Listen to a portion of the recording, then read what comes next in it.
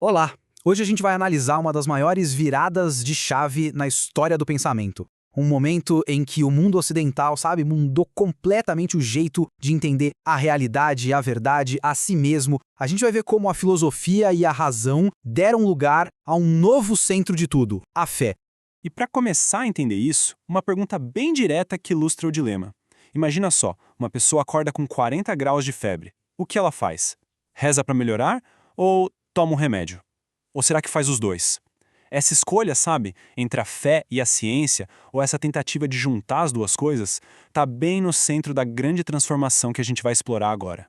Então, para a gente entender essa mudança toda nas ideias, primeiro a gente precisa olhar para outra mudança, a mudança no poder. Porque, a filosofia não surge do nada. Ela é totalmente moldada pelo mundo em volta. E olha, no finalzinho da antiguidade, o mundo estava virando de ponta cabeça.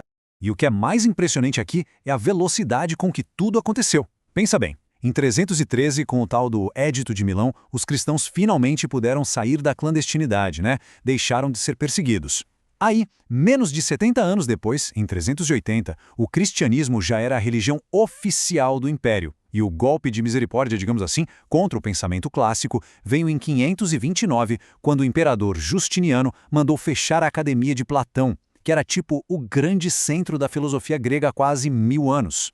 Essa mudança política, então, trouxe junto uma verdadeira revolução na mentalidade das pessoas. É como se tivessem trocado o sistema operacional do mundo, sabe? Para ter uma ideia, para os gregos, o universo sempre existiu, era eterno. Já para os cristãos, não, ele foi criado por Deus. Para um grego, a verdade era algo que se alcançava com a razão, pensando. Para os cristãos, a verdade era revelada, estava ali na Bíblia. Até a ideia do que é ser uma boa pessoa mudou. Antes era buscar equilíbrio, sabedoria. Agora era buscar a obediência a Deus. Uma mudança radical, né? Mas essa transição não foi tipo um interruptor de luz, sabe? Desliga a filosofia e liga a fé. Nada disso. Na verdade, o que a gente teve foi um período super fascinante de mistura. Vários pensadores geniais tentaram conectar esses dois mundos que, à primeira vista, pareciam não ter nada a ver. E um dos primeiros caras a fazer isso, um verdadeiro pioneiro, foi Fílon de Alexandria. Dá pra pensar nele como se fosse um DJ de ideias. Ele pegou os hits do Antigo Testamento e remixou com as batidas da filosofia de Platão. A ideia dele era mostrar que no fundo, as duas coisas falavam a mesma língua. Ele foi essencial para construir essa ponte. E essa missagem do Fílon acabou dando o pontapé inicial para uma corrente de pensamento que ficou mega popular. O neoplatonismo. Era basicamente uma atualização, sabe? Tipo um platonismo 2.0, que se encaixava perfeitamente, como uma luva mesmo, em várias ideias cristãs. Especialmente aquela ideia de que tudo que existe vem de uma única fonte divina, uma fonte perfeita.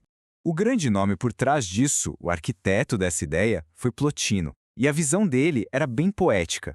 Para Plotino, o universo não foi criado do jeito que um artesão cria um vaso moldando barro. Não. Para ele, a realidade inteira transborda de uma fonte perfeita. Imagina só a luz que sai do sol que simplesmente emana. Era essa a ideia. E o Plotino organizou essa realidade em 3 níveis, como se fossem degraus. Lá no topo de tudo está o Uno, a fonte de tudo, perfeição pura. Desse Uno transborda o segundo nível, que ele chamou de intelecto ou nós. É ali que ficam as ideias perfeitas, os moldes de tudo que existe. E desse intelecto, por sua vez, transborda a alma, que é o que conecta esse mundo ideal com o nosso mundo físico, material. Fica bem claro, né? Dá para ver como essa estrutura toda conversa muito bem com a ideia de um Deus, um plano divino e a própria criação. Só que essa convivência entre a razão e a fé não foi sempre pacífica, longe disso.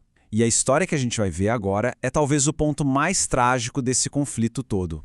Uma história personificada numa mulher simplesmente extraordinária que acabou virando um símbolo da defesa da ciência. Vamos falar de Hipátia de Alexandria. Pensa só, numa época em que a maioria das mulheres mal tinha acesso à educação, ela não era só uma aluna, ela era uma mestra. Uma verdadeira gigante intelectual, respeitadíssima, que dava aulas de matemática, astronomia e filosofia para auditórios lotados lá na famosa Biblioteca de Alexandria. E ela não ficava só na teoria, não. A Hipátia colocava a mão na massa mesmo. Ajudou a melhorar instrumentos científicos super importantes, como o astrolábio. Para a gente ter uma ideia, o astrolábio era tipo um GPS da antiguidade, que ajudava os navegadores a se localizarem olhando para as estrelas. Ela era a ciência e a razão em pessoa, em ação. E é aqui que a história toma um rumo terrível.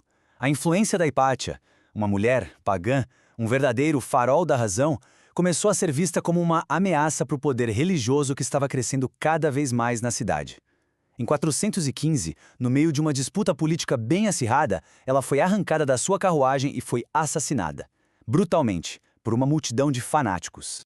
A morte da Hipátia para muitos historiadores não foi só um crime pavoroso. Foi muito mais que isso. Foi um marco simbólico. Significou, de certa forma, o apagar das luzes da ciência da antiguidade, daquela investigação livre. E marcou o início de uma nova era, um período em que a fé ia se colocar acima da razão de um jeito definitivo.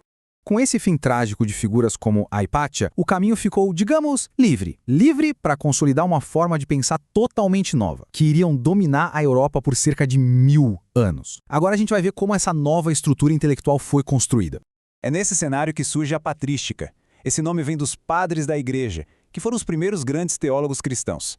A missão deles era bem clara: organizar as crenças do cristianismo e defender a nova fé de qualquer ataque. E aqui vem a grande ironia da história. Para fazer isso, eles usaram a principal arma dos seus adversários, a filosofia grega.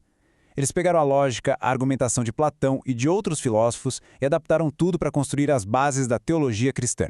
E tudo isso nos traz de volta àquela pergunta lá do comecinho.